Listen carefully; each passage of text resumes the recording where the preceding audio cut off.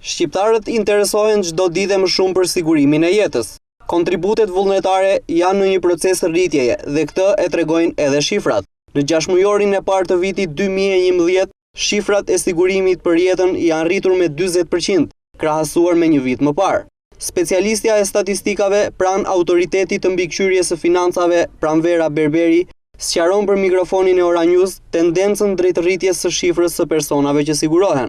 Nëse do të marrim ritmin e rritjes apo kulturën e shqiptarëve për sigurimin e jetës, duhet të them që ai është në nivele të ulta. Në radhë të parë, dua të cilësoj që peshën specifike më të madhe në sigurimin e jetës e ka pikërisht sigurimi i jetës për UHA, do të thënë në rastin e qytetarëve që marrin kredi.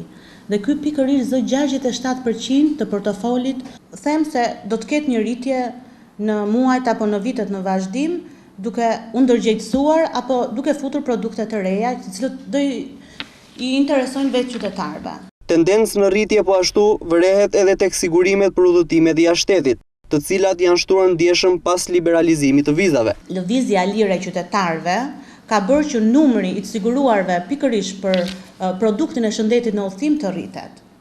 Dhe në qoftë se vjet ne kishim një numër prej 50.000 qytetarësh apo 49.000 qytetarësh, sot kemi 350.000 qytetarë të cilët kanë marrë për 6 muaj sigurimin e shëndetit në udhëtim. Në 6 mujorin e parë të vitit 2011 janë shpenzuar në total nga shqiptarët 513 milion lekë për sigurimin e jetës, ndërsa 23% e të gjitha sigurimeve në Shqipëri e zënë sigurimet për jetën dhe shëndetin.